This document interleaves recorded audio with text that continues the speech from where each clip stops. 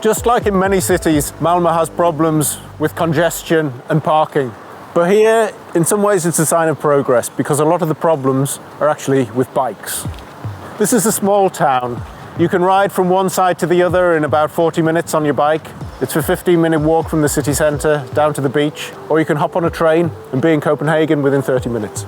25% of journeys in Malmö are now by bike, along around 500 kilometres of dedicated cycle routes throughout the city. It's possible to cycle safely off-road through almost all of the city. And indeed, cycling has become the chosen form of transport for a lot of people. Families, for business travel, for leisure, partly because it's one of the fastest and most efficient forms of transport in the town. When it's bad weather, you'll maybe find fewer people cycling, but increasingly, people are using bikes all year round. Cargo bikes are becoming increasingly common in Malmö, both for private and for commercial uses, with delivery companies and removals firms even now using them.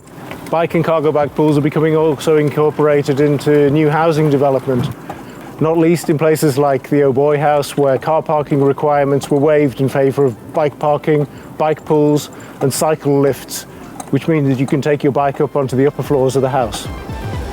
The arrival of the electric scooters in Malmö has been a bit of a challenge, but it could be that these are a useful complement to other forms of transport in the city.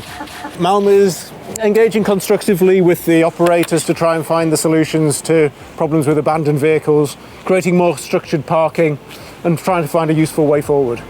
The shift to cycling has also created the opportunity to have a more pedestrian-friendly city centre. Fewer cars, heavy goods vehicles limited to certain hours of the day mean that the city centre becomes a lot more livable and walkable. Malmö's been now experimenting with the Summer Street concept for a number of years, in which roads like this at Frisgatan have been closed down, allowing bars, restaurants and shops to spill out onto the road, creating a much more vibrant community feel. The Summer Street here in Frisgatan was one of the first, and now the concept has been so successful it's being rolled out into other parts of the city. My name is Andreas Nordin. I'm a traffic planner at the Property, Streets and Parks Department. The Sustainable Urban Mobility Plan of Malmö, it's basically a tool for goal-oriented planning, and it's based on the three aspects of sustainability. So it's economical, environmental and social sustainability. We're working to increase public transport. We have this big city package, we call it, and it's unprecedented investment in public transport and bike infrastructure. Over the coming 10 years, we will implement 4 new lines of the Malmö Express. It's a double-jointed bus on fossil-free fuel, and we introduced one in 2014, and this is development of this concept. And also at the same time, over the coming years, we will electrify all the other public transport in the city. I think the next big step in mobility in Malmö, I think, or one of the big steps is the shared mobility. I think that when enough people start using shared mobility, it will become very cheap and convenient, and it will change the way we look at transport and the ownership of transport. The Malmö Express is part of a higher capacity rapid transport system which is being rolled out now across other parts of the city. It's the first phase of the electrification of the public transport fleet. The first electric buses are now operating on the streets, and over the next 4 years, all of the buses will be transitioning from running on biogas to running on electricity. Like many regional cities, Malmö is a centre for business, culture and leisure, with lots of people travelling into town every day.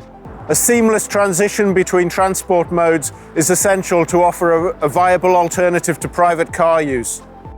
Moving between train, regional bus, onto a city bus, a bike, a scooter, or just walking to work has to be a simple and attractive option.